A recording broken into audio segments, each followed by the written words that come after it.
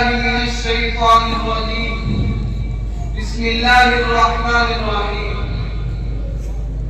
فمن يعمل مثقال ذرة خيرا يره ومن يعمل مثقال ذرة شرا يره. لائق صدر کرام، حضرات علماء کرام، میرے عزیز دوستوں اور دینی بھائیوں، آج کی اس بابرکت محفل میں میری تقریر کا عنوان ہے محاسبہ نفس۔ عزیز ساتھیوں، میں نے آپ حضرات کے سامنے قرآن مقدس کی ایک آیت کریمہ تلاوت کی ہے۔ یہ آیت کریمہ سورہ زلزال کی ہے۔ اس کے بارے میں کہ اس سورت کو پڑھ کر آدمی کا کلیجہ دہل جاتا ہے، خوف و ہراس اور سراسیمی کی انسان پر طاری ہو جاتی ہے۔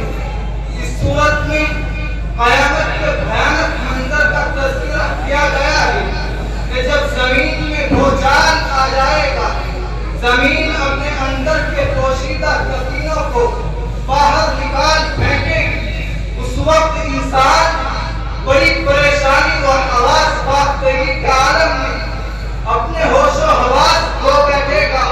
اضطراب و بے دلی کا عالم ہوگا، نفسی نفسی کی کیفیت ہوگی۔ اس آیت کریمہ میں اس وقت کے بعد کا نقشہ کھینچا گیا ہے۔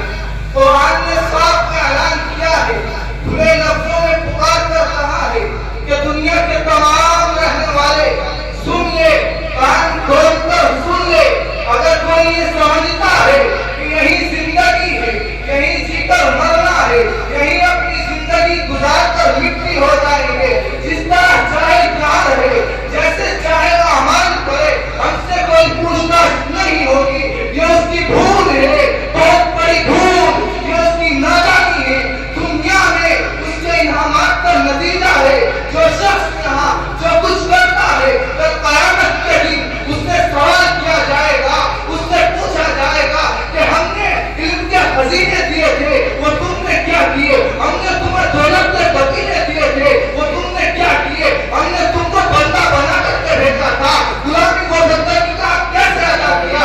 اپنی پیشانی ہمارے آگے جھکائی یا نہیں؟ وَإِن تَعُدُّوا نِعْمَتَ اللَّهِ لَا تُحْصُوهَا۔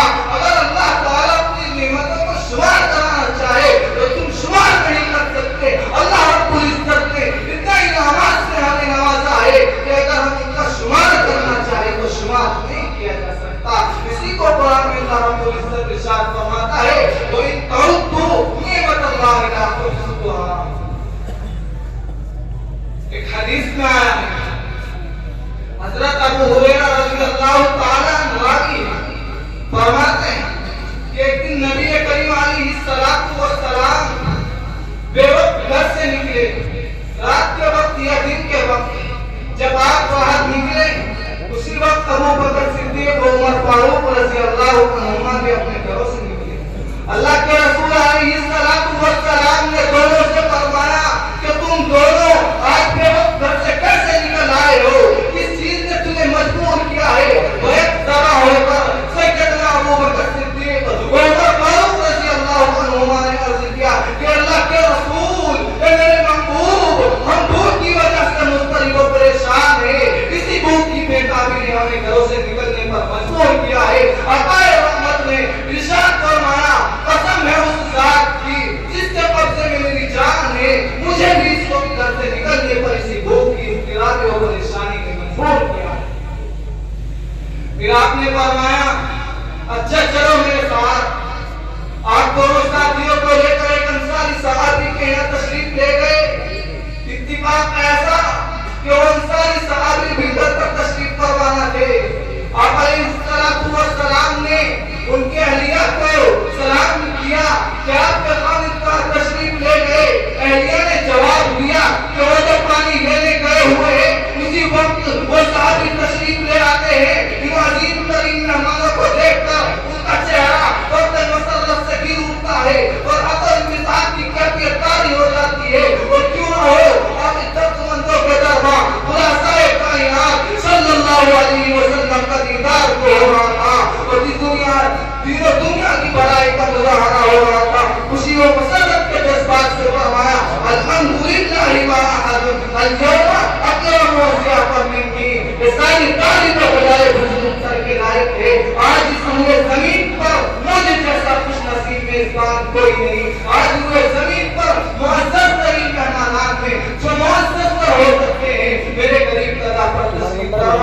اور یہ حقیقت بھی تھی بلا اللہ کے رسول اور آپ کے صحابیوں سے بڑھ کر کوئی محنت محبت ہو سکتا ہے.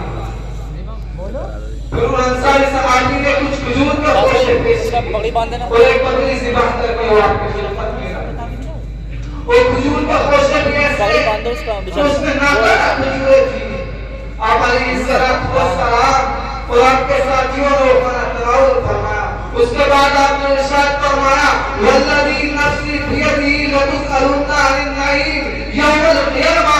اس ذات بابرکت کی قسم جس کے قبضے میں میری جان ہے کہ تم سے نعمتوں کے بارے میں سوال کیا جائے گا کہ تم بھوک کی اضطرابی کی وجہ سے نکلے اور اللہ نے سراغ فرما کر تمہیں واپس کیا. میرے عزیز ساتھیوں, حضرت عمر فاروق رضی اللہ تعالیٰ عنہ کے پاس وہ کھجور کا خوشہ رکھا ہوا تھا جس میں وہ ناکارہ کھجوریں تھی. حضرت عمر فاروق رضی اللہ تعالیٰ عنہ نے اس خوشے کو زمین پر مارا جس کی وجہ سے وہ تمام بیکار کھجوریں بکھر پڑی. پھر آپ نے ارشاد فرمایا اللہ کے رسول کیا ان بیکار کھجور کے بارے میں بھی سوال کیا جائے گا؟ اللہ کے رسول علیہ السلام نے ارشاد فرمایا کہ ہاں ان بیکار کھجوروں کے بارے میں سوال کیا جائے گا.